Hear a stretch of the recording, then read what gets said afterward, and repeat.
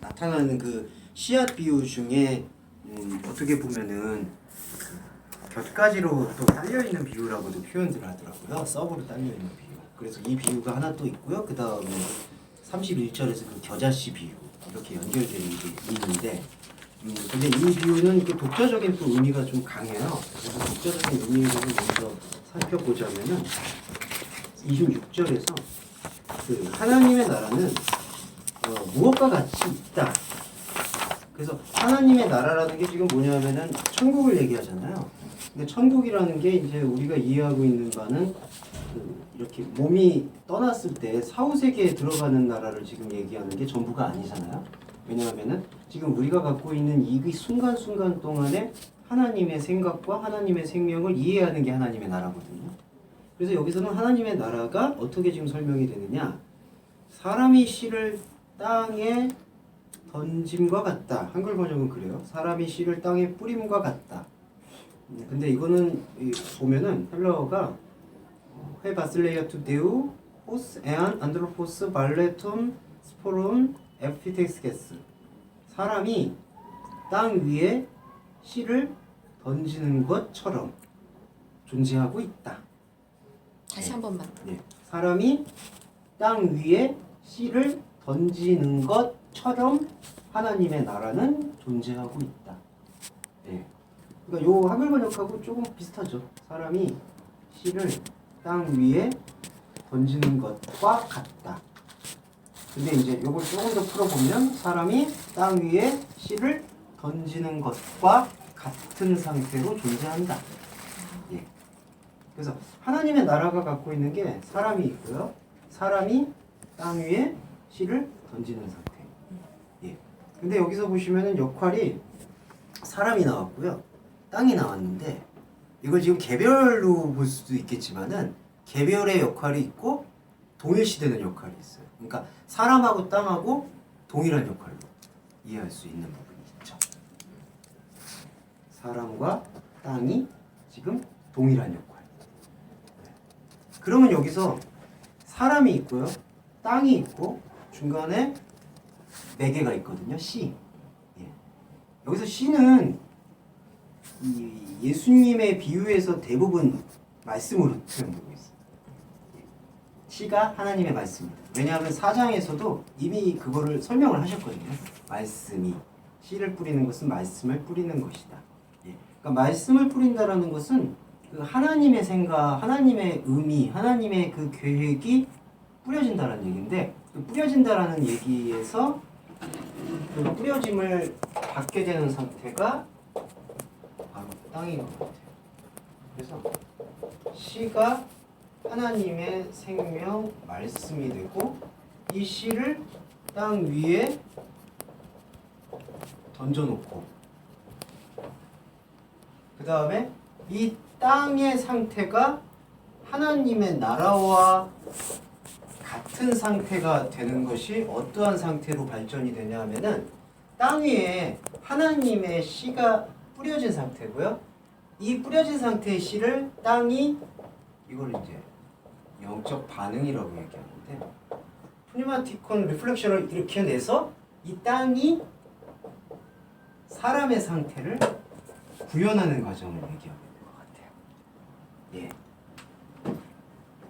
사람이 땅을, 씨를 땅에 뿌린 것 같아요. 그러니까 먼저는 사람을 하나님께서는 말씀을 통해서 땅이라고 비유하셨고, 땅에 씨앗이 뿌려져서 이 뿌리는 그 씨가 땅에 흡수돼서 땅에서 새로운 어떤 생명을 내거든요. 그러한 상태 자체를 사람이라고 보시는 것 같아요. 어떠세요? 선생님 찾으셨어요? 텍스트 찾으셨죠? 안 나와요. 저 사람이란 존재를 구체적으로 가르치면 누구를 지칭한다고 해야 되나요? 예, 일단은 여기서는 4장 26절에서는 저는 땅이 씨를 받아서 발전되어지는 존재로 좀 이해하고 싶고요. 발전되어지는 결과물로서의 존재. 예, 열매로 볼 수 있지 않을까. 그 영적인 존재. 네, 예. 쉽게 말하면 이제 예, 영적 생명이 죽어 있었던 존재가 살아나게 되는 그 상태를 사람. 그 이제 모아 보면 예. 천국이라는 자체는 이제 목사님 말씀처럼 예. 이런 씨가 뿌려진 땅의 그 상태라고 또 동시되지만 예. 그 이제 인간 창을 이해하기로는 예. 땅 나라, 예. 천국 예. 하나님 통치하는 나라잖아요. 예. 예. 그러니까 내 안에 하나님께서 통치하고 있으면 그 자체가 예. 내가 하늘나라 천국으로서 존재하는 거죠. 통치하고 있으면 네. 그런 상태에서 내가 이제 말씀을 뿌려지게 되면 예. 그 자체가 이제 그 씨가 이제 스스로 발현해가지고 예. 다시 또 나와 같은 존재로서 또 더 풍성하게 되고 예. 그렇죠. 그 자체를 또 하나님께서 또 사람이라고 인정해 주시는 거고 예.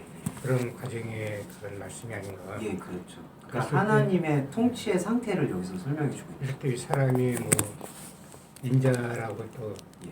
표현할 수도 있긴 하겠지만 직접적으로 인자라고 할 수는 없는 거고 예. 여기는 인자와 예. 하나 된 피조물. 예. 그렇죠. 그러니까 사람이 두 종류가 등장을 한 건데 엄밀히 말하면 여기서 사람은 이제 뭐 이렇게 표현했어요. 교리적으로 볼 수 있겠죠. 여기서의 지금 4장 26절에서 표현되고 있는 사람은 그리스도와 연합된 존재라고 볼 수가 있을 것 같아요. 예. 그 사람이 씨를 땅에 뿌린다. 그러니까 엄밀히 말하면 여기서 최초 전제는 요 씨가 되는 것 같아요. 예. 씨가 땅에 뿌려져서 땅에서 생명의 가능성이 드러나면 그 사람이 다시 씨를 뿌리기 시작한다라는 그런 순환을 얘기하고 있거든요. 그리고 그리고 이제 그게 이게 전체가 이제 나라의 상태. 날마다 우리 묵상에 참여하는 것 자체가 그 씨 뿌림에 반복되는 그런 과정인 거잖아요. 예, 그렇죠. 그거 하나만 봐서라도 예. 이 말씀 자체가 일반 하나님 모르는 사람한테 주어진 말씀이 아니라 예, 그리스도를 지향하고 있는 그런 존재한테 그렇죠. 주어진 말씀이다. 예, 그렇게 볼 수 있죠. 그리고 보게 되면 이제 일반 사람들로부터 지탄받는 그런 내용도 예, 여기 연합되지 못한 존재는 지탄을 받을지언정 예, 예, 여기 그리스도와 연합된 존재는 예. 그 지탄으로 들리지 않게 되죠. 그렇죠, 그렇죠. 그분들은 이제 하나님을 알지 못한 상태에서 하는 거니까 예, 우리는 이제 그분들한테 우리가 똑같이 대응하는 게 아니라 예, 그렇죠. 그분들을 끌어들일 수 있는 그런 이제 사랑의 마음이 좀 발현이 되겠죠. 그렇죠. 음. 예, 그러니까 하나님의 나라에 대한 의미의 정리 같아요. 자, 그러면은 저희가 한번 정리를 해볼까요? 선생님 이거 어떠세요? 좀 정리되세요? 정리를 한마디로 예. 어떠세요? 정리? 정리 한마디로. 예. 한마디로 잠깐만. 예, 한마디로 지금 하나님의 나라가 어떻게 비유하셨냐면은 사람이 씨를 땅에 뿌리는 상태다. 예. 그 상태고 땅과 사람이 같은 상태성으로 볼 수 있는 것 같아요. 근데 먼저 선행되는 거는 땅의 존재가 씨앗을 받는 거고요. 그 다음에 씨를 받아서 이 땅이 열매를 내어지게 되는 상태를 그거를 사람으로 봐요. 그러니까 여기 안에 문학적으로 보면은 의인법하고 직유법이 다 같이 들어가 있는 것 같아요. 예. 그게 나라, 하나님의 나라. 그리고 그 나라가 이제 여기서 시간성이 가미되면 이게 죽은 후에 가는 곳을 얘기하는 게 아니라 지금 상태를 얘기하고 있겠죠. 예, 지금 이게 구현이 안 되면 또 의미가 없으니까. 예, 예, 자매님 뭐 하시는 말씀? 아니요. 예, 사람이 자기 마음밭의 말씀을 계속 먹는 거예요. 씨앗 뿌리는 거예요. 밀리는 거예요. 이게 반복이 네, 계속 자기 안에- 일어나야 되는 거네요. 그냥 매일 돼야 그렇죠. 하는 거죠. 예. 그 반복성을 견디는 게 필요해요. 왜냐하면은 인간이 갖고 있는 그 생각에서는 그 반복성 안에서 의미를 찾을 수 없다라는 느낌들을 많이 받거든요. 그러니까 내가 이거를 이렇게 반복하는 게 무슨 의미가 있을까? 근데 이 반복은 좀 신적 행위의 반복이 되기 때문에 우리가 인간이 생각하고 있는 그런 어떤 단순 반복과는 좀 차원이 다르다고 봐요. 그러니까 네. 말씀 이렇게 하셔서 네. 이게 왜 녹음도 하잖아요. 음. 그걸 계속 듣고 되새김하고 하는 것도 네. 어떻게 보면 이것도 네. 내 안에서 예. 또 새롭게 또 이렇게 예. 들을 때 또 다르더라고요. 예, 그렇죠. 계속 그 예, 여기에서도 듣는 거하고 예. 집에 가서 또 말씀을 이렇게 네. 새롭게 또 정리하면서 이렇게 녹음한 것도 듣잖아요. 예. 그럼 여기에서 들을 때와 집에 가서 들을 놓쳤던 때와. 부분이 또 예, 있더라고요. 그렇죠. 그런 어떤 새로움들이 계속해서 우리 안에서 예. 일어날 수 있는 것 같고 그게 하나님의 나라 상태인 것 같고요. 예. 그게 왜 필요하냐면은 지금 여기서도 필요한 거고 우리가 육의 몸을 갖고 있을 때 그 다음에 이제 우리가 육의 몸을 넘어섰을 때 어떻게 보면 그게 실상이잖아요. 진짜 차원. 그 차원을 감당할 수 있는 체질이 되어지는 것 같아요. 그게 이제 그 영의 몸의 체질이라고 표현할 수가 있는데 예. 하나님의 말씀이 갖고 있는 그 단 하나의 기능은 바로 그러한 차원을 얘기해 주는 것 같아요. 예. 그리고 27절에서 그 낮과 밤을 자고 일어나면 씨가 싹이 트고 그 다음에 확장한다. 그 한글 번역은요 씨가 나서 자란다 이렇게 표현했거든요. 근데 요거는 두 가지로 구분이 돼요. 27절에서 전반부에 저가 밤낮 자고 깨고 이 저라고 얘기하고 있는 부분이 누굴까? 사람이거든요. 사람이고 또 땅이에요. 그러니까 27절에서 보시면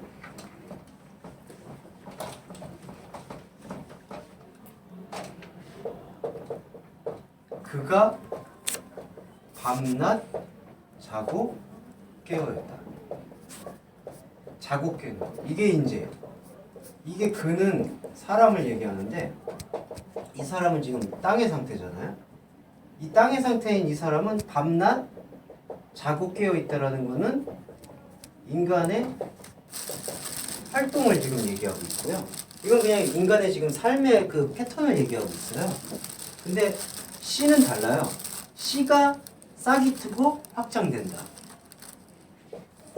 스토시스 이게 이제 씨앗인데 씨가 싹이 트고 자라난다.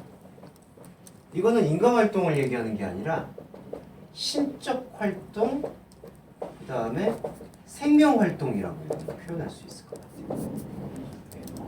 그러니까 엄밀히 말하면 그냥 이게 지금 우리한테는 주어져 있는 활동을 얘기하고 있고요. 이게 그냥 이게 우리한테 지금 주어져 있어요. 숨을 쉬고 서로 사람을 만나고 하루를 보내고. 근데 이 활동이 지금 반복되고 있는 와중에 씨앗은 어떻게 보면은 일방적인 궤적을 갖고 움직이고 있어요. 그러니까 이게 원인, 결과의 패턴과 다르게 지금 가고 있다는 거죠. 예. 그러니까 사실은 이제 여기 안에서도 조금 신중하게 말하면 우리가 가지고 있는 이 그리스도인이라는 그 근본 개념 자체에 차이가 나요. 그리스도인의 근본 개념에서는 이게 구원이라고 생각을 하고요. 이렇게 구원을 받은 백성이 이 삶에서 어떻게 살아가야 되는 것이 덕스러운 삶일까를 고민하는 경우가 많거든요. 근데 이렇게 가져가고 있는 삶이 이러한 삶의 결과가 된다거나 원인이 되는 그러한 인과의 체계로 묶이지가 않아요. 예. 이게 아주 오묘해요. 그러면 이 삶을 지금 우리는 살고 있는데 이 삶을 살고 있는 것과 씨앗이 나고 있는 것과는 내가 이런 어떤 활동을 함으로써 이런 결과를 도출해내는 인과의 결과가 무너진다. 예. 그러니까 씨앗은 계속 우리의 어떤 행위와는 무관하게 자라나는 거예요. 근데 이제 중요한 게 씨가 지금 어디서 자라나냐? 이 씨앗이 자라나고 있는 장소가 있거든요. 그 장소가 어디냐면 이제 땅으로 지금 표현되고 있는 사람 안에서 자라난다는 게 오묘한 것 같아요. 그러니까 정리해 보면 이게 인간의 활동이거든요. 그러니까 이런 인간의 활동이 갖고 있는 활동과 행위 전반에서는 씨앗이 어떻게 싹을 트고 씨앗이 어떻게 자라나는 것에 대해서 관여할 수가 없어요. 관여하지도 않고. 근데 우리가 보면은 관여하지 않는다 그러면 만약에 자매님하고 저하고 아무 사이가 아니다. 이렇게 그냥 우리가 관여 안 하면 그만이야. 이렇게 되잖아요. 근데 이제 좀 표현이 그런데 자매님이 씨앗이 되셔서 제 안에 들어오셨어. 그러면 자라나는 거예요. 제 안에서 지금 자라나고 있다는 거죠. 그러니까 이거를 이제 이게 그리스도인이 갖고 있는 게 생명의 발견과 지속이거든요. 그러니까 이게 바로 신앙생활이에요. 우리가 생활이라고 얘기하는 게 이제 삶이라고, 우리가 그러면 이제 믿음을 삶으로 살아야 된다 이렇게 표현을 하는데, 그러면 삶으로 산다라는 개념의 근본이 뭐냐? 이 활동을 통해서 내가 이 활동에서 도덕적이나 아니면은 어떤 상황이나 그런 것들을 개선함을 통해서 씨앗의 어떤 나타남을 기대하거나 열망하는 그런 관계가 되는 게 아니라, 어쩌면 이 행위 전반에서 찾을 수 없는 것, 발견할 수 없는 것, 이것과는 다른 궤적을 갖고 있는 게 우리 안에서 지금 벌어지고 있다는 사실을 긍정해야 된다는 거죠. 예. 또 예. 어떤 이제 부연 설명하실 것 같긴 한데 낮과 밤이 동시에 같은 거잖아요. 예. 예. 같이 내는 우리 인생의 시간을 지나는 상태를 예. 말하는데 예. 인생이 지나는 상태에서 헤매라 예. 낯을 본단 말이죠. 네. 그게 말씀을 듣고 깨닫게 되고 그런 예. 과정을 지낸다고 볼 수 있는 건데, 예. 그렇게 됐을 때 그 말씀이 체질화되는 것이 예. 우리는 인간의 감정에서 감지할 수는 없지만 예. 하나님의 눈에서는 계속 영적인 몸으로 체화되고 있는 그런 과정이라고 예. 그렇죠. 얘기하고 있는 거죠. 예. 그렇죠. 그 몸이 구원을 담보하죠. 그렇죠. 그거 예. 이제 담보하는 거예요. 왜 이제 피상적인 그 예. 우리 일상생활에 예. 뭐 자고 깨고 반복 계속하지만 그 자체의 의미, 그래서 뭐 아무런 행동 의미를 일으켜낼 수는 없다. 그냥 기본적인 개념이고, 네.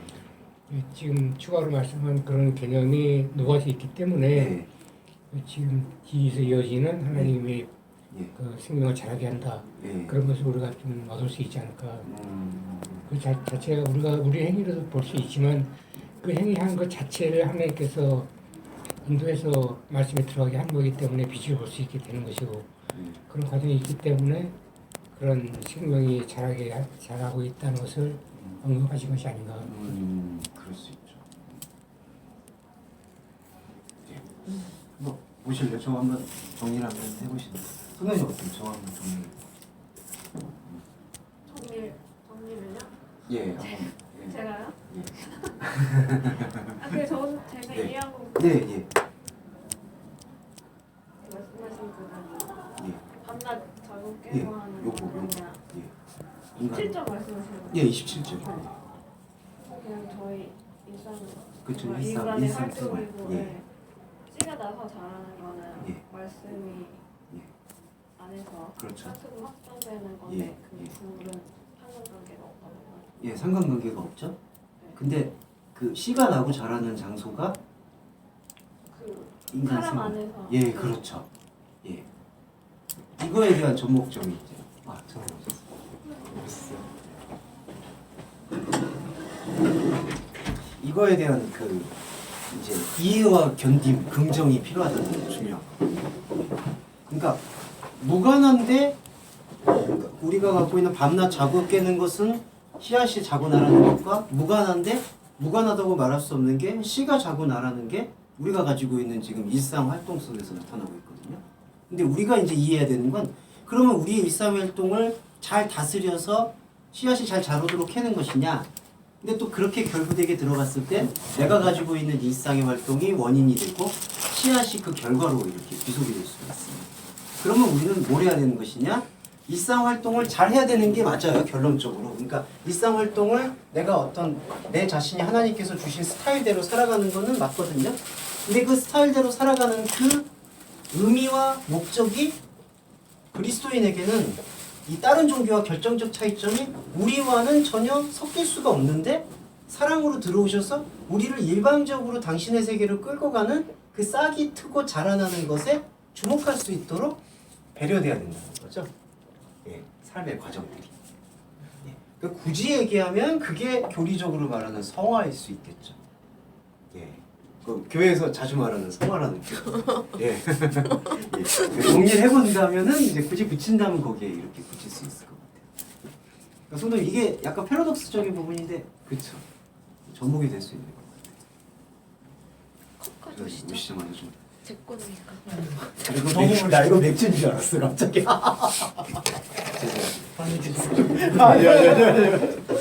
맥주 생각 나세요? 습관을 버리지. 습관을 제 자아를 버리지. 예. 그래서 요거를 좀 우리가 왜 이해하고- 빨개지세요? 술도 안 마셨는데 빨개졌어. 그래서 요걸 좀 이해하고 받아들이는 게 필요한 거예요.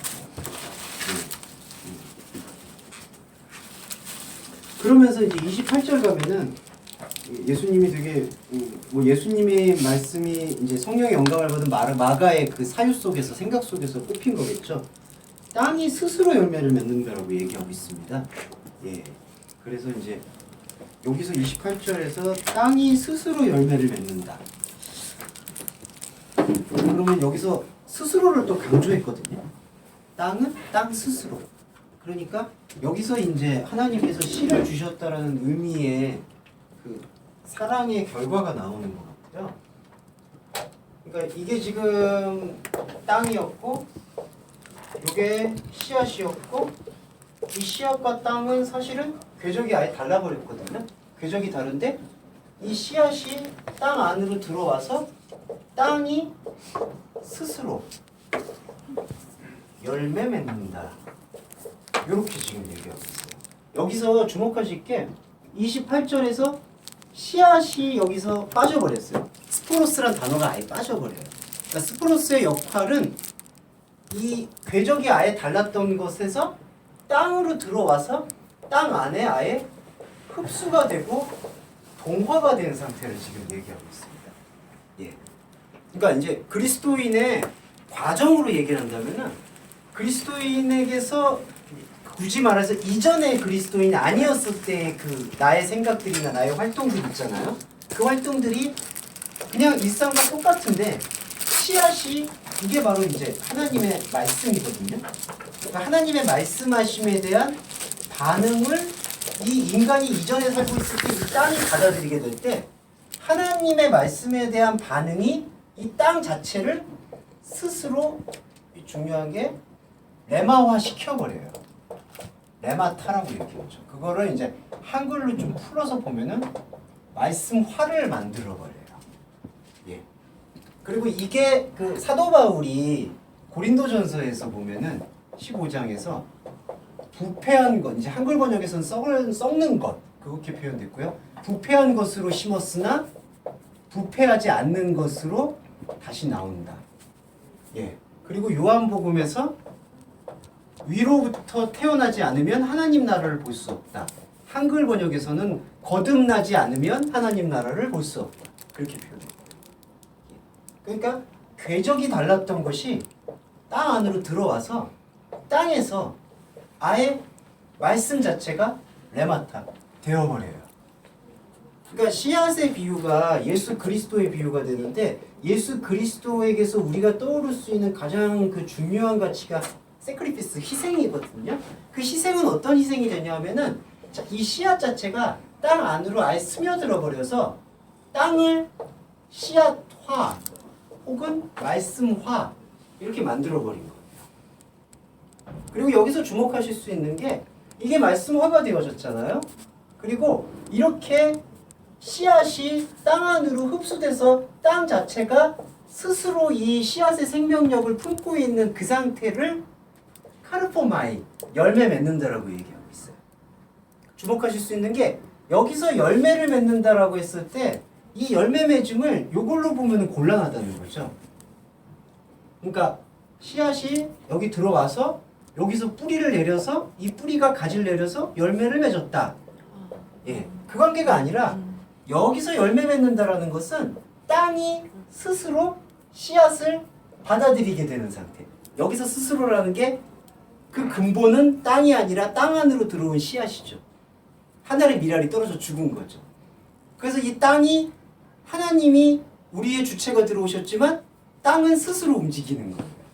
그럼 이때의 주체는 나인데 어떤 나냐? 하나님이 보아주시고 사랑해 주시는 나가 되는 거예요. 예, 주체가 바뀌죠. 그렇게 하면 이야기 쉽지 않을까요? 예, 내가 너 안에, 너희가 내 안에 있을 때 예, 그렇죠, 그렇죠. 예수께서 내 안에 들어오셨잖아요. 예, 그럼 내가 하는 것이 예수가 하는 거거든요. 예, 그렇죠. 그럼 내가 한다고 얘기할 수 있지만 내 능동적으로 하는 건 나지만 그 움직인 태는 수동으로 움직이게 되는 거죠. 그렇죠. 그리스도 예수가 내 안에 있기 때문에 예, 예, 그런 과정하고 똑같은 내용 같아요. 예, 그렇죠. 예. 그 과정으로 이해하시면 되고 아까 하나님의 나라는 무엇과 같다라고 했잖아요. 요 상태와 같다라고 얘기했어요. 그러니까 열매 맺는다라는 게 이렇게 뭔가를 산출해낸다라는 것은 인간이 갖고 있는 라이프 스타일에서 그냥 끊임없이 일어나고 있는 얘기고요. 그게 무의미한 얘기는 결코 아니고요. 그런 결과 맺는 관계로 규명되는 게 아니라 스스로 씨앗이 들어와서 그리스도가 땅 안에 거해서 땅과 하나 되어서 땅은 스스로 지금 판단하고 움직이는 것처럼 보이지만 씨앗이 들어와서 죽고 미랄이 돼서 새롭게 피어나잖아요. 그러니까 의지 자체가 예전 의지와 지금 의지가 똑같다고 하더라도 이 의지는 이제 하나님의 의지로 변화가 되는 거죠. 예. 예, 이렇게 볼 수 있겠습니다. 자매님 어떠세요? 이 스스로 열매를 맺는다라는 게 조금 의미가 연결이 되시죠? 네. 아, 그리고 네. 일단 열매를 맺는다는 것 자체가 저 원인 결과 관계의 프레임이 아니라 네. 씨앗이 들어와서 아예 땅 안에 스며들었다라는 것 자체가 네. 열매 맺음이라고 얘기해요. 결국은 저것도 예. 결국은 저는 그걸 그렇게 정리도 할 수 있을 것 같아요. 예. 왜냐면 하나님은 다시 또 정리를 하면 아까 그렇게 또 말씀하셨지만 네. 거기서 또 하나님한테 발견된 예. 나 음. 내가 예. 예, 발견된 나, 내가 내가 예. 그분 안에서 예. 연합되어 예, 그렇죠. 예 그분 안에서 다시 연합된 나 예, 예. 예 그분 안에서 연합된 내가 네. 예 그분 안에서 지어진 내가 예 그러니까 하나님 안에서 발견된 나 네. 발견된 된 나. 나로서 나로서 지금 살아가고 살아가고 있는 있는, 게 예. 열매를 맺는 맺는 상태 거죠. 하나님 나라. 예. 예, 그렇게 예. 볼 수 있어요. 예, 그 선함. 네. 네. 그렇게 볼 수 있을 것 같아요. 예. 예. 스스로라고 나왔지만 네. 함께라는 게 네. 숨은 듯하지만 있는 그런 거 그렇죠. 아닌가요? 거기 내재돼 있죠. 함께하지 않으면 스스로라는 게 뭐냐? 그렇죠. 그렇죠. 근데 이제 여기서의 그 스스로의 존재를 강조하셨던 것은 하나님이 보내신 씨앗 자체가 이 존재에게 완전히 스며들겠다라는 그 사랑의 극치를 보여주시고자 그렇게 땅이 스스로 연합의 그 어떤 스스로도 절정을 그런- 보여주셨던 거예요. 그런 것 같아요. 네. 하나님한테 발견된 나가 나라는 거는 스스로 열매에 맞았다는 그것도 감추어진 것이 하나님한테는 드러남으로 열매 맺는 그렇죠, 그렇죠. 예, 저는 그렇게 해석이 되는 것 같아요. 열매 맺게 되는 상태가 네네. 그 스스로 드러나게 되는 예, 상태. 예, 내가 지었다는 비유에서 마지막에 좋은 땅에 뿌려진 씨를 했잖아요. 예, 좋은 땅, 인간은 아무래도 좋은 땅이 될 수가 없잖아요, 그 사람은. 그렇죠, 그렇죠. 그러니까 그거는 이미 그리스도 예수와 하나로 연합된 존재이고 예, 그 상태에서 씨가 들어왔기 때문에 그 좋은 땅에 네. 씨가 뿌렸다는 뜻이 그 좋은 땅은 이미 그리스도와 하나 된 연합된 존재거든요. 네. 예, 여기 땅도 이 씨와 하나 된 땅이기 때문에 씨는 그리스도 생명을 얘기하기 때문에 그 한 몸 된 땅이기 때문에 그 스스로라고 얘기할 수가 있는 거죠. 네. 저런 개념으로서의 스스로라고 예. 네, 네. 이해가 될 네, 것 같아요. 그렇죠. 스스로라는 이해는 거기서 찾아볼 수 있을 것 같아요. 네네. 그리고 그렇게 스스로가 규명되는 것 자체가 전도사님 말씀처럼 함께 있다라는 인식이 있으니까 스스로가 성립이 된다는 거예요. 네. 그 스스로는 함께 있으면 베이스예요, 베이스. 음, 그 베이스가 무너지면은 참이 이단주의가 되거든요. 네. 양주주의가 되거든요. 어떻게 신영 선생님도 이거 정리?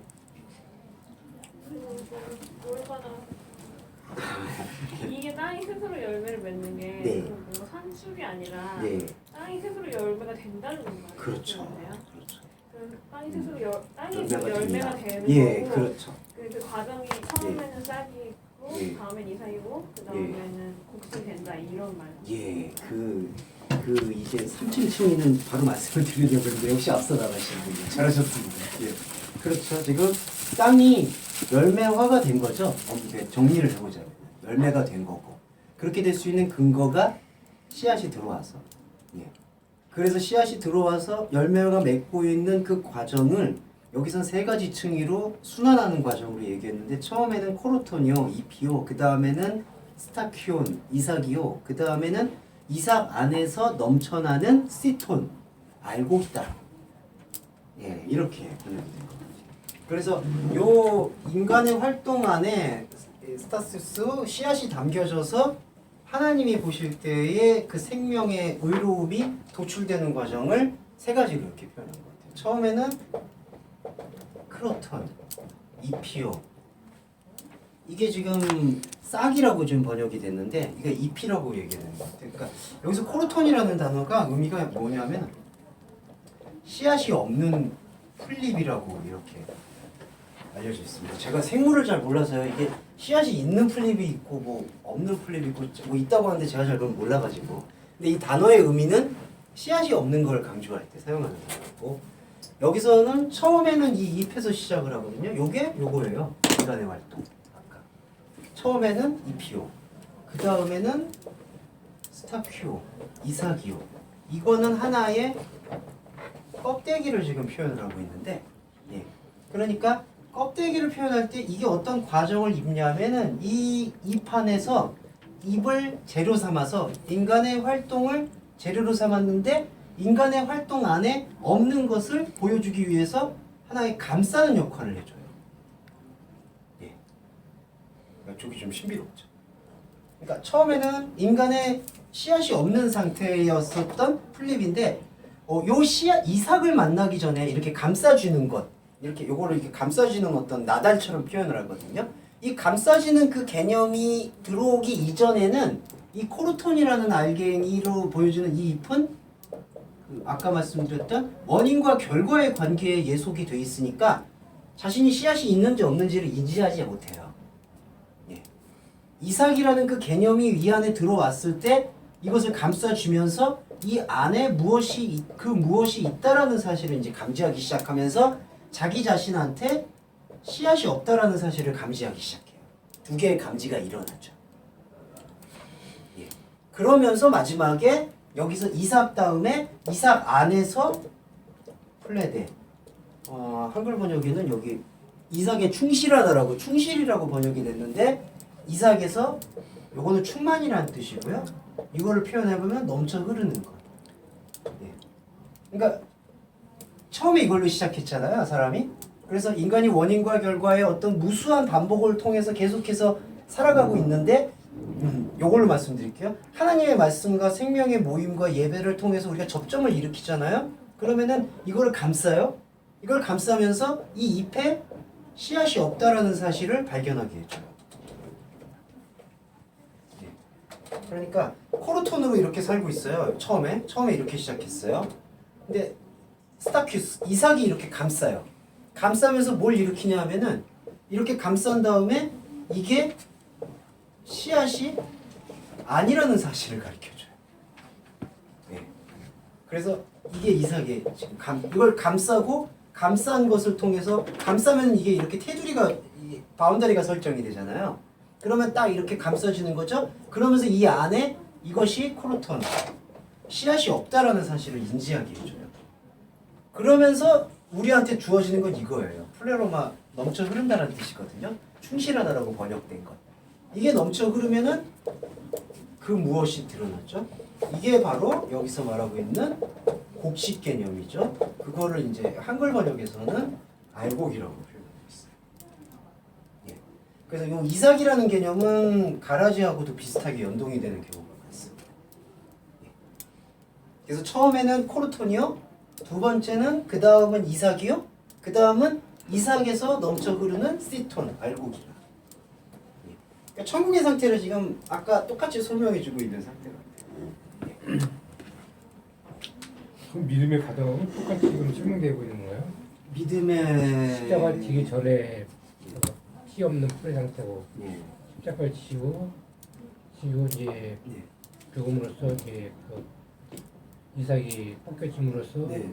많은 열매를 맺게 되는 구원을 하게 되는 예. 그런 과정하고 동일하게 연동이 되는 건가요? 그 십자가와 부활 과정으로 이해할 수도 있을 것 같고요. 그 다음에 그 과정에 대한 설명도 있겠지만 이거는 그 상태에 대한 설명이 조금 더 강할 것 같아요. 상태인 네, 상태에 대한 설명. 그러니까 네. 이러한 과정을 거쳐서 이렇게 보인다라는 개념도 되겠지만 이게 순환을 하거든요. 집중을 해가지고 세 가지 딱 표현한 것 같거든요. 그 예. 어떤 믿음의 과정 전체를. 예, 믿음의 과정 전체를 그러니까 이렇게 직선적으로 이렇게 해서 이렇게 간다라는 개념보다는 하나로 다 펼쳐놔서 설명해주고 있는 네. 개념인 것 같아요.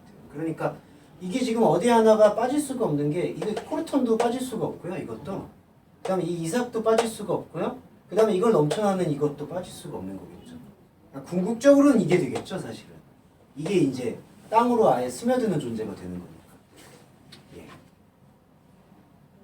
예, 여기 땅이 그래서 이게 땅이 스스로 열매 맺는 거죠.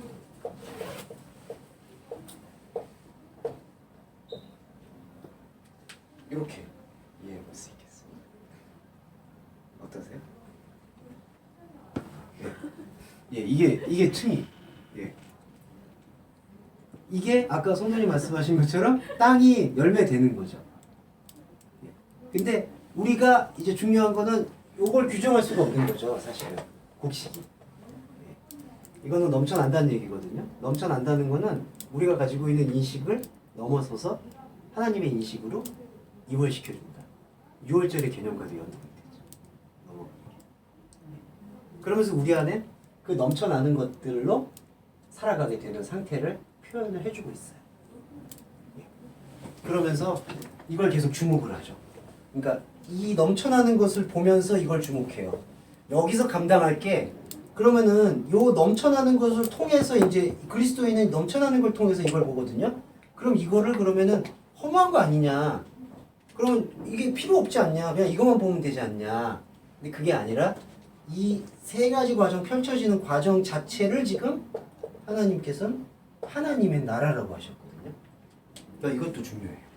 그러니까 그러면은 그러니까 이런 도식으로만 보면은 난 이건 필요 없고 잎이 필요 없고 씨앗을 취해가지고 아예 여기로 나와버리면 되는 거 아니냐.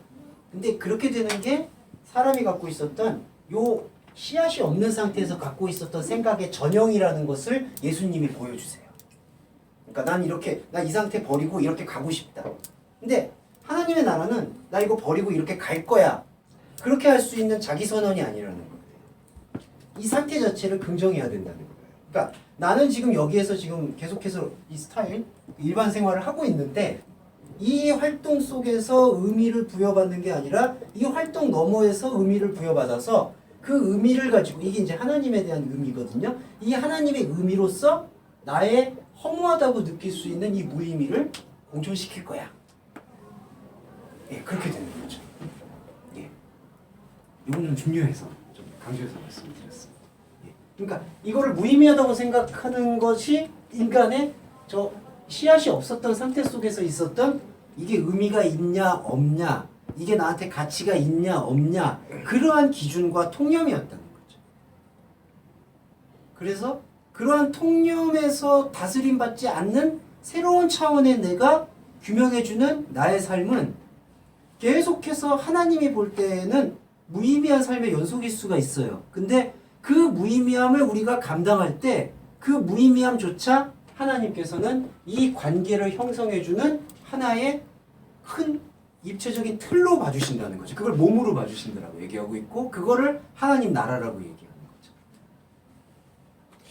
그런 과정을 우리가 이제 믿음의 싸움을 선택하다가 낙심하지 말라 그러잖아요. 예. 그런 낙심하지 않아야 될 그런 인내해야 될 기간, 네. 예. 우리의 기간, 예, 그렇죠. 그것을 말하고 있는 거죠. 예, 그렇죠. 우리 눈으로는 체감이 되지 않거든요. 예, 예. 그러니까 이게 계속 때려치우기도 쉽고 예. 계속 고민하기도 예. 고민에 빠지기도 하고 그렇죠. 그러니까 그것이 다 열매를 맺기 위한 과정임을 하나님께 보여주고 싶는 거고 예. 거기서 견뎌서 이겨내는 자업답니다. 예. 이것이 이제 구원의 존재로서 예. 하나님 이제 초청하신 거죠. 예, 그렇죠. 그래서 삶이 갖고 있는 모든 과정에는 상투적인 표현이 아니라 의미가 있어요.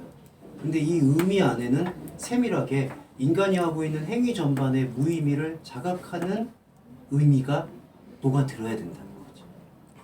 예, 그 부분을 여기서 지금 설명해 주고 있는 것 같습니다. 그 무의미의 의미를 확인하는 게 율법 태도이잖아요. 네, 그렇죠, 그렇죠. 예. 그것도 코르톤의 역할이죠. 예. 율법의 1.1획도 없어지지 않고 다 이루려 했을 때 그런 게 다 경험해야지만이 예, 율법을 이루게 되는 거지. 예, 이런 걸 다 진행하고 이룬다는 게 아니잖아요. 예, 그렇죠. 조금 말씀하시니까 나들의 상태를 예, 필요 없이 막도록 하겠다 하는 예, 자체가 예, 예수의 말씀 정면으로 도전하는 거잖아요. 예, 그렇죠. 이게 이 시대를 다 겪어야지 예, 끝을 볼 예, 건데 너는 이거 거치지 않고도 끝을 보겠다고 하는구나. 예, 이런 개념으로서. 그런 개념으로 지금 보고 있는 게 저 이 크로토스 잎이라고 하고 있는 씨앗이 없는 상태에서 계속해서 인간에게서 숙주처럼 돋아날 수 있는 생각인 것 같아요. 그래서 이제 마지막으로 29절에서 열매가 내어준다라고 하거든요. 29절에서 여기서 한글 번역에서는 열매가 익는다라고 하는데 익었다는 표현은 아니고 열매가 스스로를 내어준다. 그래서 이거는 이렇게 번역됩니다. 열매가 주어고요. 열매가 그 다음에 팔아도 익으면이 아니라 내어준다. 지금 열매가 주어고 내어줘요. 어디로 내어주느냐가 여기 나와 있어요. 이게 땅이거든요. 땅 안에서 이 과정을 지금 나왔잖아요. 땅 안에서 자기 자신에게 이 과정이 일어나면 스스로 열매 맺는다고 했거든요. 이게 내어주는 거예요. 요 시톤. 지금 넘쳐난다고 하잖아요. 이렇게. 요게 자각이 되면 이 자각을 통해서 요 시톤을 보는 거죠. 넘겨주는 거. 그러면은 이 기묘한 게 그가 낫을 보낸다라고 한글 번역은 낫을 된다라고 되는데 된다라는 거는 의역이고요. 아포스토텔로라는 동사가 사용돼서 공적 임명을 할 때, 그러니까 무슨 공직자 임명할 때 하는 단어거든요. 요거. 그래서 예, 아포스토텔로스가 명사화돼서 사도라고도 표현되기도 하고. 예. 그러니까 낫이라는 거는 이거 베어내는 과정의 도구인데 의인어가 사용되고 있죠. 낫을 파송하나니. 여기 숨은 주어는 그가. 그럼 그가 누구겠느냐? 여기 논쟁이 많은데 저는 여기서 그는 데우스 마키나 하나님이라고 생각해요. 예. 그러니까 사람이 낯을 보낸다 이런 표현도 되겠는데 그 표현의 저변에는 파송자의 주체는 하나님이 파송하시는 거거든요. 성경 전체는 파송자의 주체는 하나님이고 우리는 파송받은 자라는 전체적 맥락이 있으니까 예. 낯을 파송한다. 예. 된다는 게 파송한다. 예. 그러니까 지금 이렇게 세통 과정에서 우리가 이제 영적 피드백인 것 같아요. 땅 안으로 생명이 들어와서 생명에 대해서 자각을 일으킬 때 생명 없었던 나는 무의미했고 생명 있었던 그분의 유의미함을 발견해서 나의 무의미함을 과감히 생명 관계로 투신하게 되는 거죠. 그게 땅이 내어주는 거예요. 열매가 내어주는 거예요. 그럼 내어주면은 이 내어주는 이 상태의 존재가 다시 피드백을 뭘로 보내냐면은 낫이라고 번역되어 있는 잘라내는 커팅, 할례라는 단어가 이제 잘라낸다는 뜻이니까 낫을 또 보내요. 그러면은 여기서 계속해서 이 생명을 향해서 내가 내어주면은 그 내어준 열매가 새로운 또 낫을 보내주면 뭘 잘라내느냐? 잘라내는 과정이 뭐냐? 우리가 자꾸 의미 있다, 의미 없다, 유의미하다, 의미 있다 이렇게 하는 게 신앙생활이다, 이렇게 하는 게 종교다, 이렇게 하는 게 사랑이다 이런 식으로 계속해서 규정해 왔던 그 사람이 갖고 있는 생각과 통념들을 잘라내시는 거예요. 예. 감습될 기법이에요. 네, 그렇죠.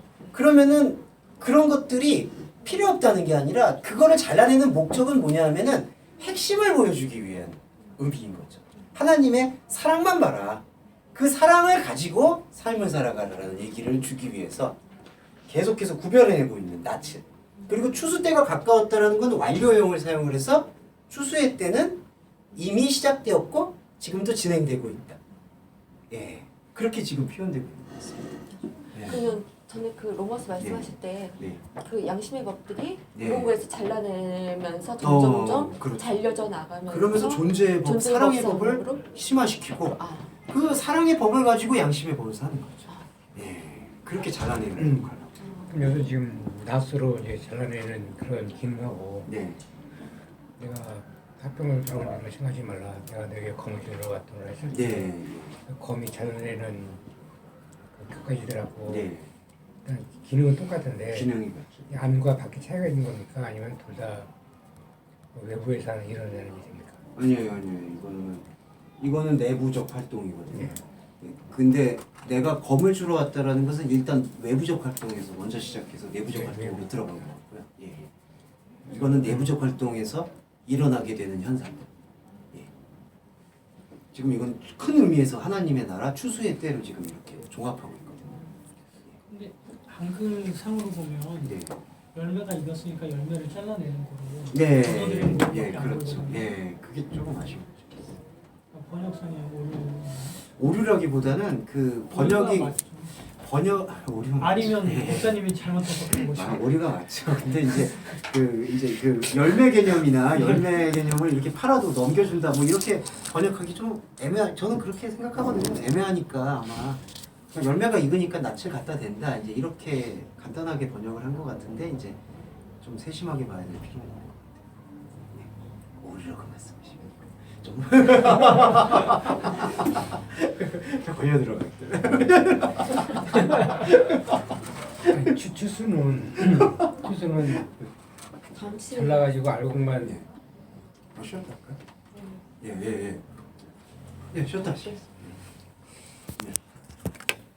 그래서 지금 낯을 잎사귀도 결론은 땅에서 나는 것이지만 하늘의 것이고 네. 인삭도 하늘의 것이고 열매도 하늘의 것이고 그렇죠. 예, 하늘의 것에 속하는 거죠.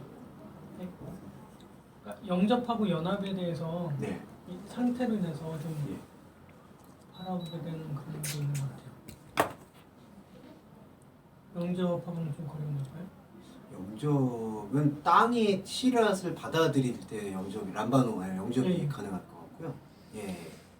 연합은 이제 땅이 스스로 열매를 맺는다라는 그 상태가 예. 연합의 개념으로 볼 수 있고 최종적 결론으로 씨앗도 씨가 없는 풀도 이제 하나님의 것에 귀속이 된다. 예, 그렇게 결론 지을 수 있을 것 같아요. 마지막에 가서야 예. 결국은 하나님의 그쵸. 것이 예. 왜냐하면 그 하나님의 나라를 체현한 존재에게 봤을 때 이 모든 게 이제 하나님의 것이었다라는 고백이 가능한 거고. 예, 스스로 예, 고백해서 예. 이제 그것이 이제 체현되지 않는 존재가 그냥 이거 다 하나님의 거야라고 얘기하게 되면은 그거는 좀 구별이 되는 것 같더라고요. 예. 예. 그러니까 하나님의 은혜를 얘기할 때 우리가 좀 말씀을 왜 좀 세밀하게 보느냐 하면은 그런 구분 때문에 좀 그럴 것 같아요. 아까 낯을 파송했다는 얘기도 인간이 가지고 있었던 엄밀히 말하면 그거 다 범신론적 요소거든요. 그러니까 우리가 다 하나님의 은혜야, 이제 신의 은혜야, 신의 은총이야. 근데 이제 그런 것들이 이제 다 하나님의 것이야라는 고백은 결론적으로 맞는데 그 결론을 이제 도출해내는 생명의 과정이 그게 결여가 돼버리면은 이게 이제 범신론적 요소에 머무를 수가 있기 때문에 우리가 예배를 계속 집중하는 것 같아요. 결론이 이르기 전까지 예. 하나님의 것으로 될 수도 있고 네, 아닌 것이 될 수도 있고 그렇죠. 결론이 전체적으로 우리에게 규명되기 이전에는 이제 이런 상태가 계속 요동치고 있죠. 결국 은혜라고 얘기하지만 예, 그냥 사람의 것일 수도 있고 예, 그렇죠. 우리는 결론적인 은혜를 얘기할 수 있지만 은혜는 분명히 결론적인 건데 우리가 그것 안에서 충분히 체화가 되지 않으면 그 은혜가 우리에게 이제 인식이 안 된 은혜로 이렇게 작동이 될 수도 있고 이제 그런 것들이 일어나는 것 같아요. 도적 예, 그렇게. 도적질을 당하는 자, 그리고 이제 두 번째는요. 다 알고 계시는 유명한 건데 요거는 좀 두 번 세밀한 거 몇 가지만 좀 보겠습니다. 25절 1절하고 13절인데요. 마태복음입니다. 이거는 마태복음 24장에서 예루살렘이 멸망될 때 무슨 일이 있겠습니까? 라는 그 질문에 대해서 제자들의 질문에 대해서 예수님이 마지막 때에 이러한 일이 있을 것이다. 그때와 그 시를 알지 못하니까 깨어 있어라. 그거에 대한 또 강조하는 그러한 비유인데 이 비유에서도 우리가 이제 조금 새로운 패러다임을 발견할 수 있는 게 몇 가지가 있는 것 같아서 좀 살펴볼까 합니다. 일단 이게 좀 표현이 그렇지만 표면적 의미와 내면적 의미로 사실은 양분되는 것 같아요. 근데 어떤 의미가 틀리다라는 건 결코 아닙니다. 표면적 의미도 분명히 의미가 있고 그 안에 근데 이제 표면적 의미를 제로 삼아 내면적 의미를 함께 봐야지 예수의 비유는 우리한테 제대로 들릴 수 있다. 그런 측면은 뭐 당연한 것 같고요. 예. 표면적 의미는 깨어있으라는 것 안에 담겨 있는 것 같습니다. 13절에 보시면 그런즉 깨어있어라. 너희는 그날과 그 시를 알지 못한다. 항상 깨어있어라. 항상 기도해라. 이제 이 메시지는 분명한데요. 어떻게 깨어나는 거냐? 예, 이제 그게 우리한테 들어와야 되는 것이 의미 있는 것 같아요. 깨어있는 게 또 어떤 인간의 신념이나 인간의 어떤 종교적 열심만으로 또 해결될 수 있는 문제는 아니라고 보거든요. 예, 그래서 어떤 게 깨어있는 거냐? 이제 그런 거 여기 나와 있는 것 같은데, 일단 미련한 다섯 처녀와 그다음에 슬기 있는 다섯 처녀의 공통점이 두 개가 있는데 하나는 등대가 가진 거하고요. 공통점. 하나는 등대. 이게 한글 번역에서는 이제 그릇 기름 담는 그릇인 것 같아요. 네. 이게 지금 어디 나오냐면 3절하고 4절에서요. 미련한 자들은 등을 가지되 등대 기름을 가지지 않고 슬기 있는 자들은 그릇에 기름을 담아 등과 함께 가져갔다. 예, 그래서 등대는 다 갖고 있는 거. 예. 이게 이제 어떻게 좀 이걸 풀어보면 인간의 그 생각 기반이나 어떤 사유 기반, 예. 생활하고 있는 모든 모습들을 얘기할 수가 있겠죠. 예, 인간이 갖고 있는 등대. 그 다음에 또 하나는 주목할 수 있는 게요. 5절 보시면요. 다 자요. 예. 모두 자는 상태. 그러니까 뭐 다섯 처녀는 깨어 있거나 다섯 처녀는 또 안 깨어 있거나 그게 아니라 모두 잔다. 그 다음에 여기에 이제 그 문학적인 그 기법이 들어가 있는데 이제 이걸 영적인 해석이 좀 필요한 게 5절에서 신랑이 더디온다라고 되어 있거든요. 더디온다라는 그 분사가 크로니조토스라고 해서 그 단어의 기반을 보시면은 더디옴을 크로노스에서 찾아볼 수 있습니다. 이런 암시는 저희가 이제 좀 의미 있게 묵상할 수 있을 것 같아요. 이게 이제 크로노스라는 게 인간의 시간을 좀 대표하는 거거든요.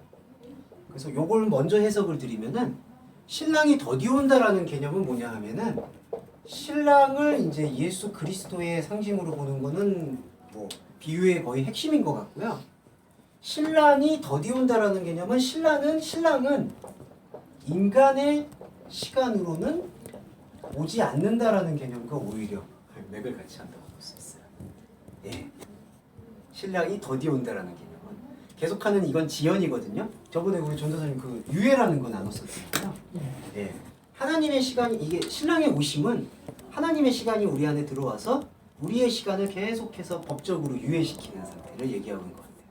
그게 이제 대속이고 우리의 죄를 면해 주시는 그 대속 사건이라고 얘기해 주는 것 같아요. 그러니까 신랑은 더디오는 게 인간의 시간에게든 오지 않는다. 그러니까 인간의 시간의 관점에서는 모든 존재가 이제 자는 존재가 되는 거죠. 하나님의 입장에서 봤을 때. 그러니까 의미 있는 게 인간은 삶각 기반을 모두 갖고 있고 또 모두 자고 있어요. 예. 그 다음에 차이가 뭐냐면 차이점은 딱 하나. 네, 기름이 되는 것 같습니다. 예.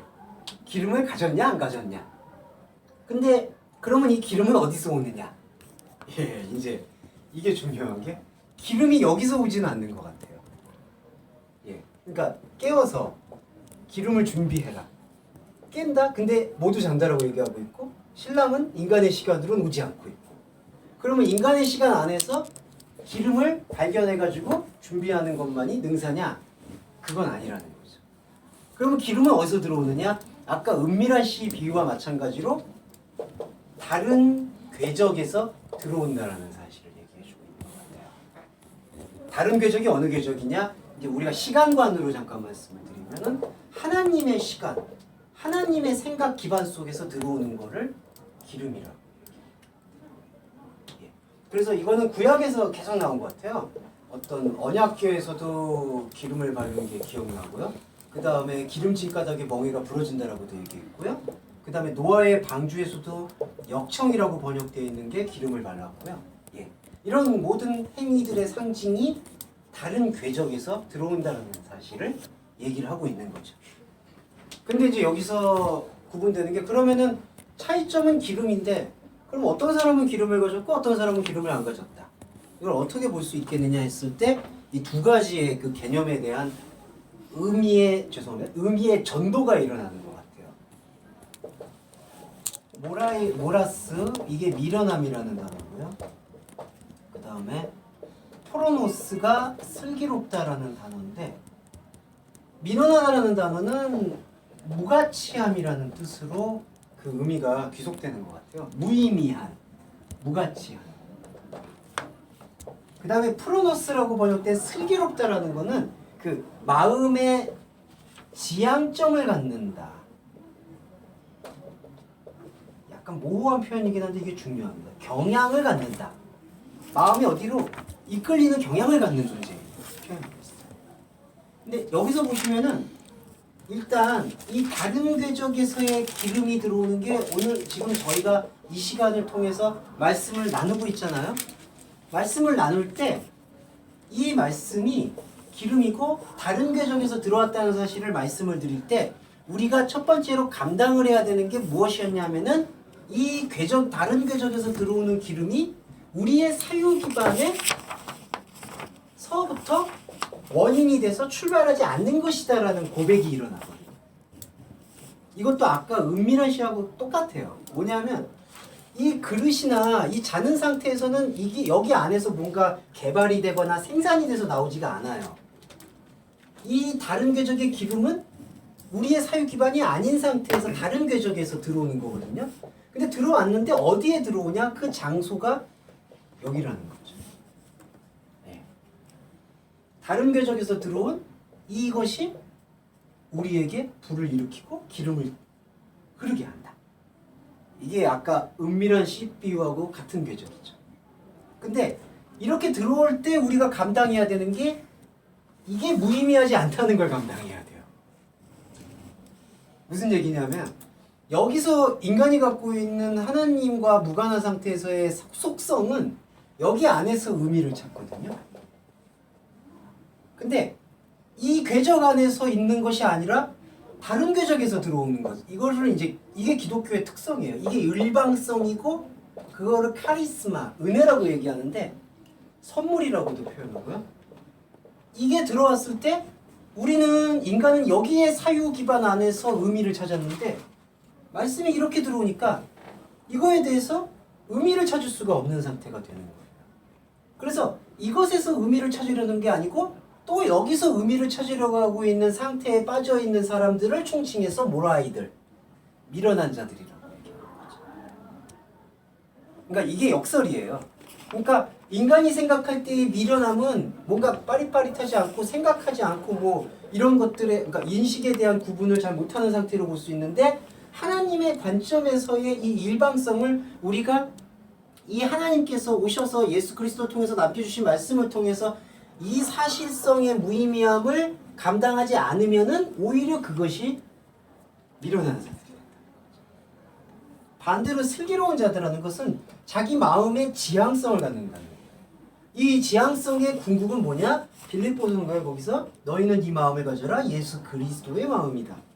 우리한테 사실은 주어지지 않았던 그 은혜의 마음이 우리로 하여금 그 마음으로 다른 궤적에서 들어왔던 그 생명으로 향할 수 있다는 그 영적인 그 인력이죠. 인력과 철력. 그러니까 계속해서 우리를 끌어당기는 힘.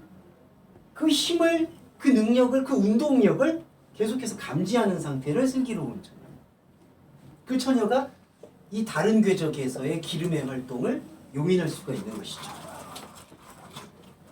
예. 요거는 부분이 예, 이제 되죠.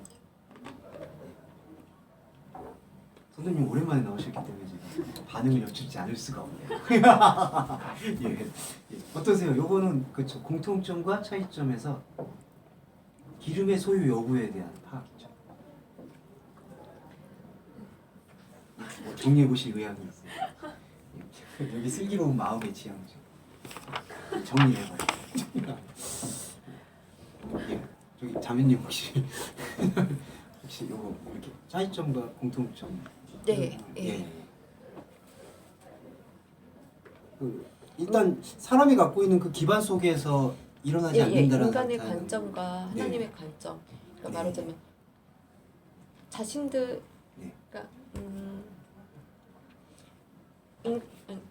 인간 하나님의 보시는 그 관점이 아닌 자신들이 만들어놓은 그 관점의 그 갇혀 있는 그렇죠. 그 안에서의 그 슬기로움. 예, 그렇죠. 그러니까 다르다는 그렇죠. 이게 반대가 되는 거죠. 그러니까 하나님 보시는 그 슬기로움과 인간이 인간이 만드는 그 슬기로움, 슬기로움 그 갇혀놓은 그거는 반대로 생각하면 되는 그렇죠. 거잖아요. 그래서 반대를 통해서 넘어가 버리는 거죠. 예, 그러니까 하나님이 생각하시는 슬기로움이라는 것은 여기서 예. 이런 어떤 상관관계의 네, 그런 미련함이냐 슬기로움이 아니구나. 네네. 예. 그거를 지금 예. 얘기해. 그래서 지혜로운 자와 미련한 자의 예. 그래서 하나님 예. 보시기에는 예. 하나님 오히려 보시기에는 도리어 달라지는 거. 예 달라지는 거. 그 정확히 예. 말씀해 주신 게 그래서 여기서 미련함과 슬기로움이 이렇게 수평적으로 이렇게 대치되는 게 아니라 네네. 예 슬기로움과 미련함이 다시 차원의 다름으로 이제 네. 이해가 될 수가 예. 있는.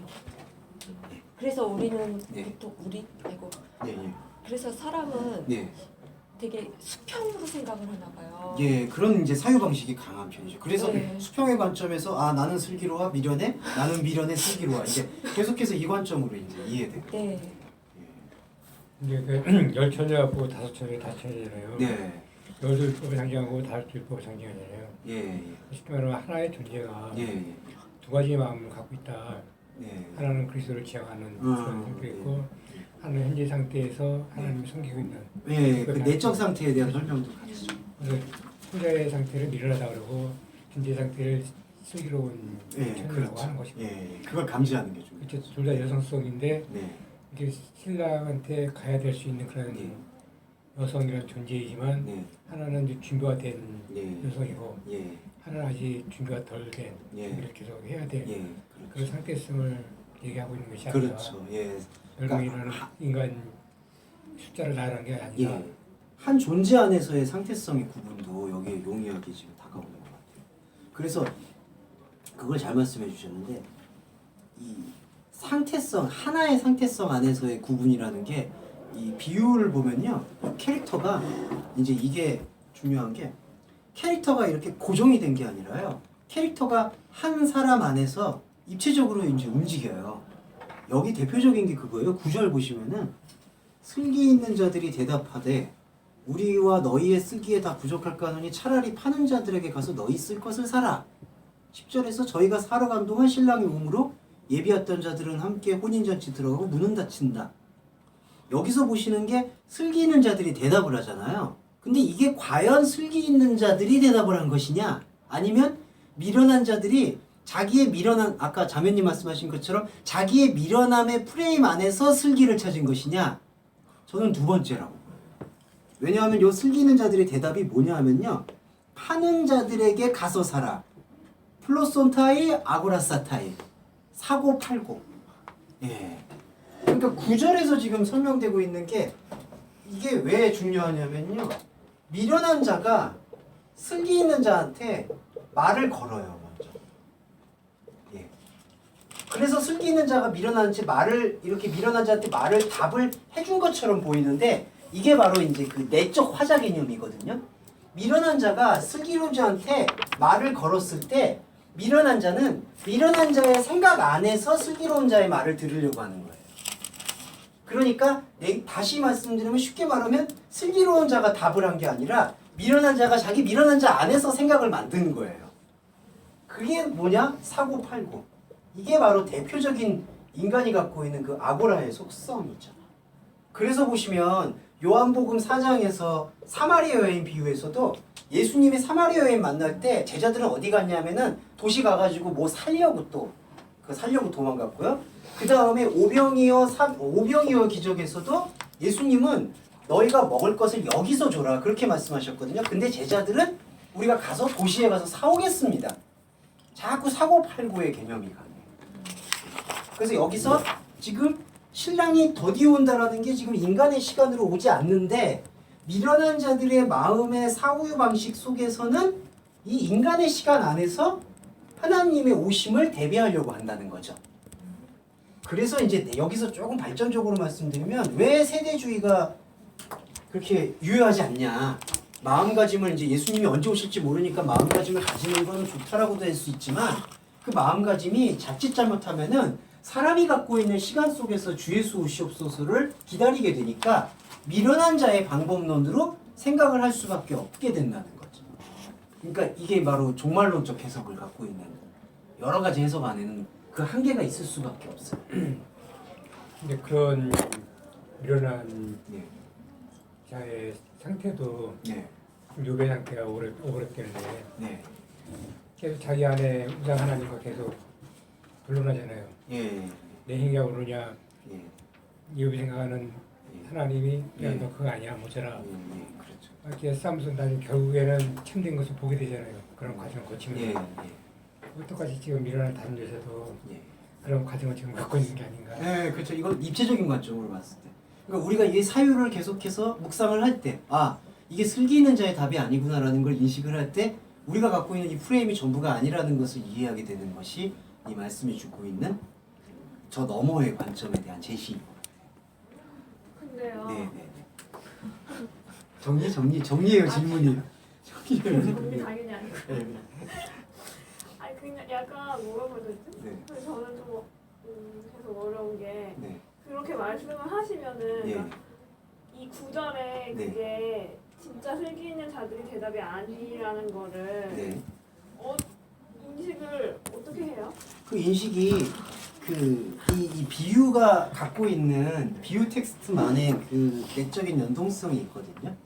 그러니까 일단 미련하다, 슬기롭다라고 이렇게 예수님께서 역할을 제시하셨을 때 이게 이렇게 딱 정해져 있는 사람에 대한 고정성만 얘기한 게 아니라 한 사람의 존재 안에 미련함이 있을 수 있고 슬기로움이 있을 수 있다라는 것을 이 비유의 맥락만이 아닌 다른 언행을 통해서 계속해서 제시해 주셨던 것 같아요. 그렇기 때문에 우리가 이 비유의 말씀을 들을 때에는 그 역할을 고정적으로 보는 것을 조금 넘어서서 한 존재 안에서 여러 가지 상태가 계속해서 공존할 수 있다라는 가능성을 염두에 두고 묵상할 필요가 있다는 거죠. 그럼 그렇게도 보시나요? 네. 전 그러니까 신랑 대신 예수잖아요. 네. 그러면 우리 안에 남성성과 여성성 있잖아요. 예. 아직 신랑을 맞이할 네. 준비가 네. 안 된 네. 남성성 예. 있나? 네. 그렇죠. 젠더도 지금 그쵸. 그 우리 안에서 계속 움직이고 있는. 있듯이.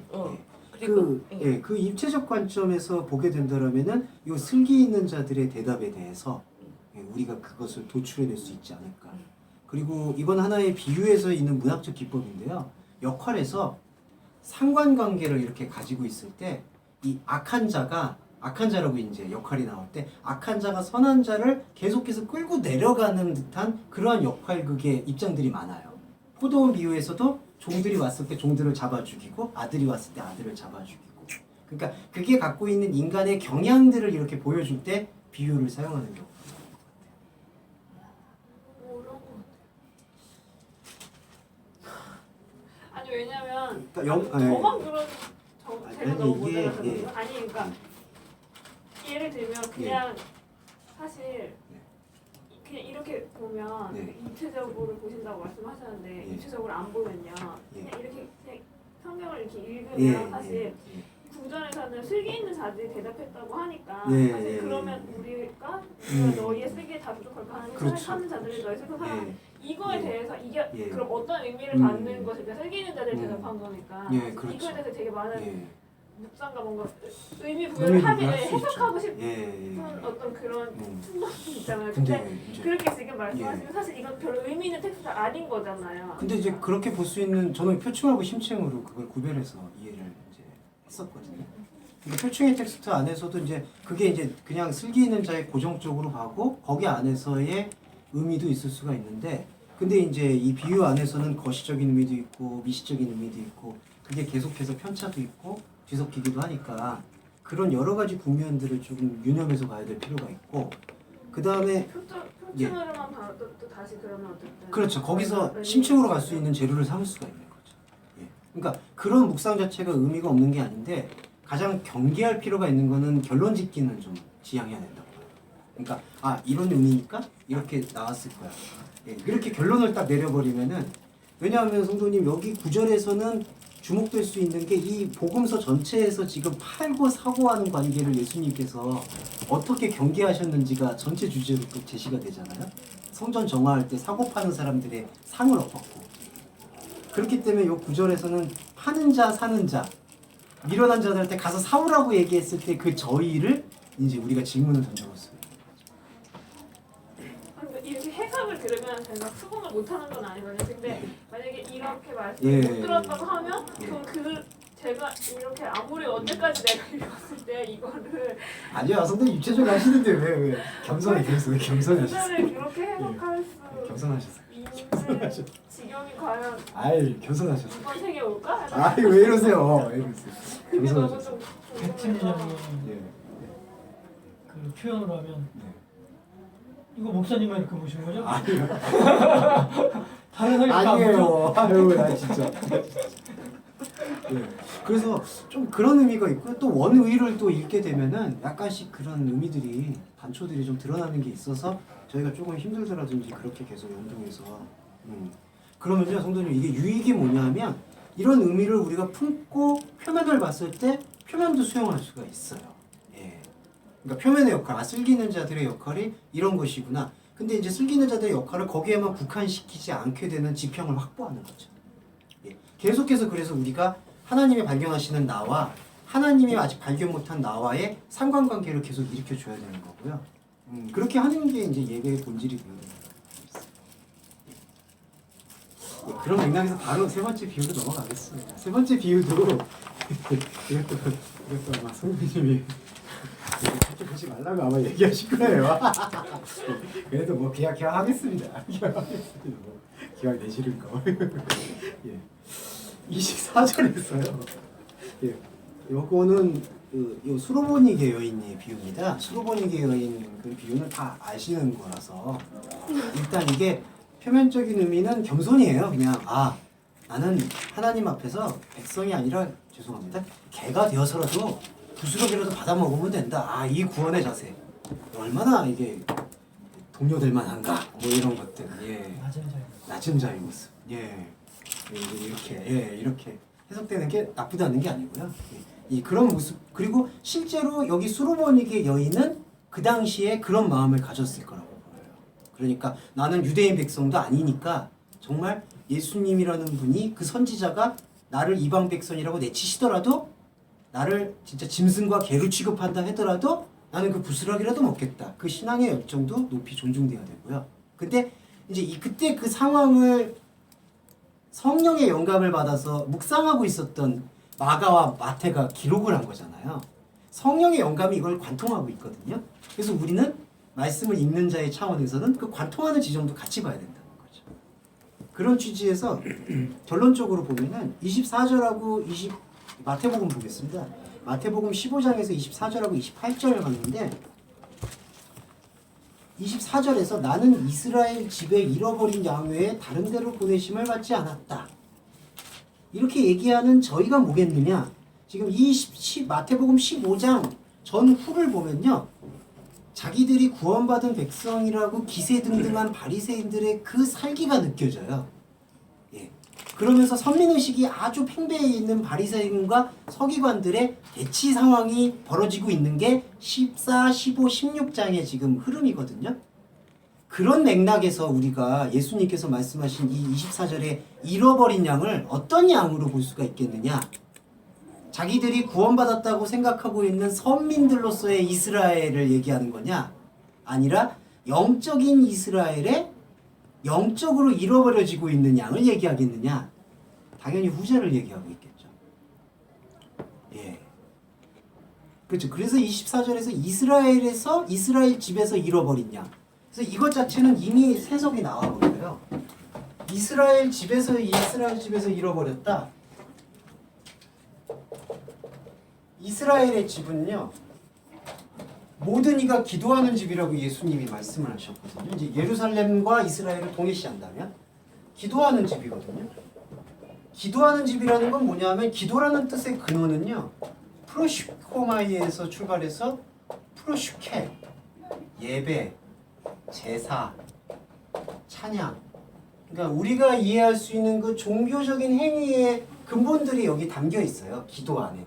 그러니까 기도의 궁극이라는 것은 일단 우리가 손을 두 손 모아서 눈 감고 할 수 있는 기도도 포함이 되는데 그 기도에 포함되면서 필요 조건은 뭐냐면은 예배라는 것이죠. 찬양, 제사. 근데 이 제사의 근원이 뭐였느냐? 구약의 제사에서의 가장 모델링이 되는 거는 아벨의 제사고요. 아벨이 드린 게 뭐냐? 양인데 아벨이라는 단어의 의미는 텅 비어 있다는 뜻이고 이 양은 결국 구속사적 관점으로 보면은 하나님이 보내신 자 예수 그리스도가 되기 때문에 이 제사는 냉정히 얘기하면 우리가 제사 드릴 수 없음을 고백하는 제사가 된다는 거예요. 예. 그래서 아벨의 제사는 우리 안에 들어오신 그리스도를 받아들이는 과정이 제사고요. 그런 제사는 우리가 갖고 있는 어떤 의지로 드리는 제사가 아니라는 사실을 얘기하고 있고, 그거를 맞췄을 때 예배라는 것도 우리 안에서 영과 진리의 터전을 열어주신 그분을 발견하면서 내 안에 하나님의 없음을 고백하면서 그리스도와 함께 연합되어가는 과정을 예배, 기도라고 얘기하는 거죠. 그래서 이스라엘 집은 특정 장소를 얘기하는 게 아니라 사람의 마음 안에서 열리는 장소를 얘기한다. 영적 지평이죠. 영적 지평에서 잃어버린 양은 99마리 양이 아니라 1마리 양이죠. 산으로 올라간. 예. 그러니까 자기가 잃어버려졌다라는 사실을 자각하는 존재예요. 길을 잃었다는 존재가 자기가 길을 잃어버렸음을 자각하는 순간 복음은 시작되는 거예요, 사실은. 예. 그래서 이스라엘 집에 잃어버린 집은 바로 이건데, 지금 여기 이거는 어떻게 돼 있냐면은 보면은 이 27절에서 26절에서 여자가 예수님이 이렇게 말씀하시거든요. 자녀의 떡을 취하여 개들에게 던짐이 선하지 않다. 예수님의 이 말은 정답이에요. 자녀의 떡을 취해서 개한테 던지는 것은 말이 안 된다. 근데 27절에서 여자는 어떠한 역설적인 지금 질문을 대답을 했냐면, 개들이 식탁으로부터 분리되어 무너져버린 부스러기로부터 먹고 있다. 그거를 얘기하고 있어요. 그래서 그 개를 지금 개를 생각하고 있는 관점이 뒤바뀌어 버려요. 무슨 얘기냐면, 예수님은 이스라엘 집을 선민이냐 유대인이냐 이방인이냐 그걸 얘기하는 게 아니라 사도 바울의 표현을 빌리면 이면적 유대인의 상태를 설명하고 있거든요. 그러니까 모든 존재의 상태예요. 근데 이스라엘 집이라고 해서 내가 이거를 특정화시키고 대상화시키고 우상화시켜가지고 나는 이스라엘 집의 백성이야 라고 생각하는 사람들, 그게 당시의 바리새인들이고요, 서기관들이죠. 그 사람들의 눈에 봤을 때의 개들은 영적이 아니라 육적으로 드러나고 있는 혈통이 통하지 않은 이방인들을 개로 보는 거예요. 그리고 여기서 상이라고 번역되어 있는 게 있잖아요. 트라파제스인데 이게 이제 어떤 뜻이냐면은 그냥 식탁이라는 뜻은 많이 사용되지 않고요. 이게 이제 그 익스체인지 필드, 환전소, 그 다음에 요거를 조금 표현하면 은행, 환전. 그리고 이게 그때 당시에서는 주로 어디에 사용됐느냐? 명절 절기 때마다 그 예루살렘 성전 안에서 돈 바꿔주잖아요. 그 유대 화폐를 로마 화폐를 이제 자기네들 화폐로 바꿔줘서 이제 사는 거. 그러니까 돈 바꾸는 장소죠, 이게 트라파제스. 그러니까 이건 어떤 장소냐? 종교적 기득권을 얘기하고 있어요. 예. 그러니까 이러한 눈을 육적인 눈으로 보고 있는 사람들이 자기네들이 차지해버린 상이라는 거죠, 이 상이. 그래서 예수님이 보시면 아시겠지만 요한복음, 마태, 마가, 누가 모두 성전을 뒤엎죠. 이게 상이에요. 성전 안에 있는 상. 트라페제스를 엎었다. 부스럭이라는 것도 여기서 꼭 이거는 좀 알레고리 같지만 은유가 있죠. 그러니까 이 상에서부터 분리전치사를 사용해서요. 아포트라제스, 상으로부터 떨어져 나간 부스럭이. 그래서 이 부스럭이라는 뜻, 개라는 뜻이 하나님의 관점에서 이해하지 않고 있는 사람들에게는 아까 모라임, 밀어난 것처럼 이거는 되게 배척해야 될, 개는 배척돼야 될 혐오의 대상이 되고, 부스러기는 하잘것없는 것, 하찮은 것, 무가치한 것, 이렇게 취급이 된다는 거죠. 예. 그래서 예수님께서는 이방 여인을 데려와서 그 이방 여인을 통해서 복음을 말씀하고 싶었던 거예요. 복음이라는 거는 지금 눈에 보이는 현상으로 해석되어서 그렇게 옹립하고 세워진 이스라엘 집에는, 그런 우상의 집에는 없다라는 사실을 극명하게 나타내 주는 거죠. 예.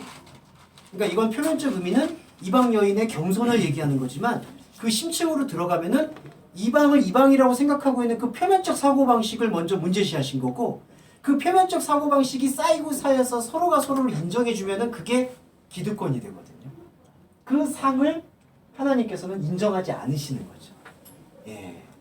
그래서 이 비유에서는 이게 매우 중요한 텍스트라서, 그래서 이 마가복음에서는 믿음이 크다는 얘기는 없었는데, 여기 마태복음에서는 28절에서 여자야 너의 믿음이 크다.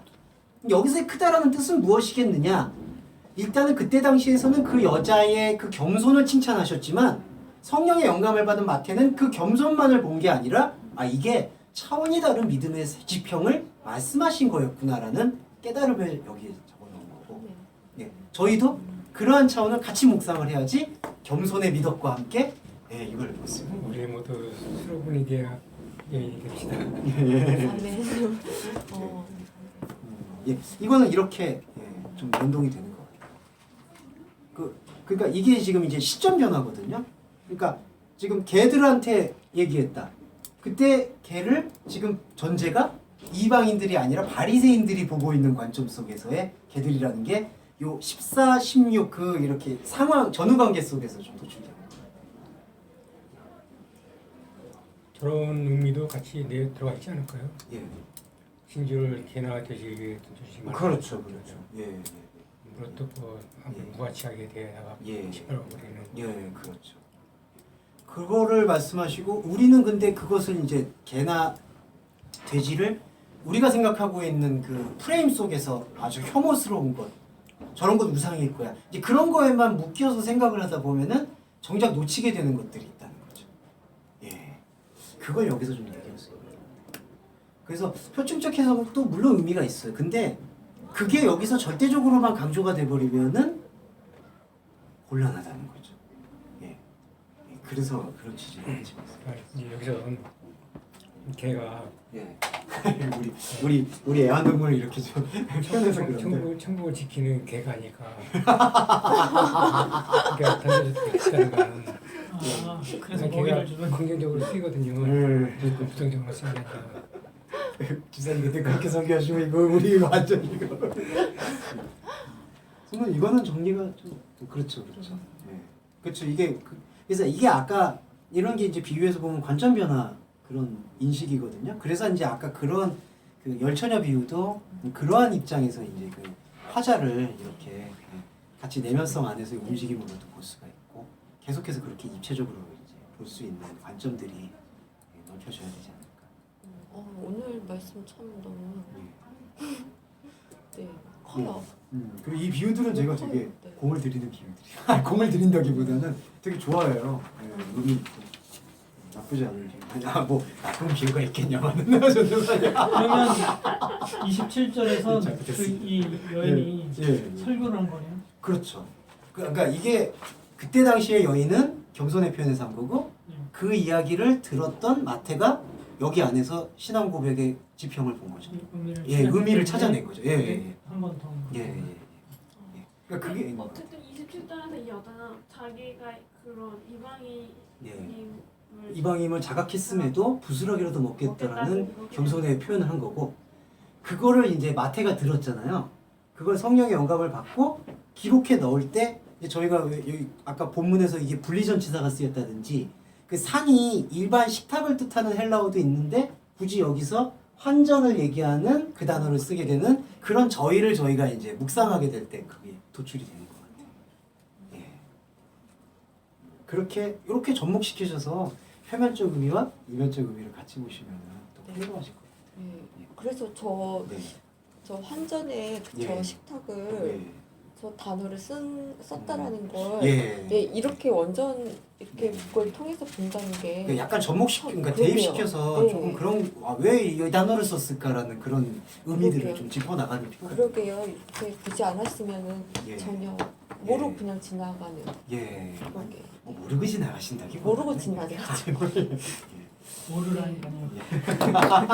모르고 지나가는 게 아니라 모르는 상태가 계속 강화하고 나가겠죠. 그래서 성도님도 이제 성경 읽으실 때 그리고 설교를 들으실 때 이제 이렇게 의미를 들으시면서 자기 안에서 계속 이렇게 생각하고 사유할 필요가 있는 것 같아요. 그게 저는 가장 좋은 태교가 아닐까. 저 진짜 열차냐 우리 애기가 좀 복잡해 생각해. 근데 이게 복합성을 가지면 얼마나 영재가 되겠어요, 그렇죠? 이게 참 말이 좀 부합이 안 된다. 예. 하여튼 오늘 감사합니다. 감사합니다. 수고 많으셨습니다. 왜 여기 어시 나오는데 얘기를 안 하냐? 보너스.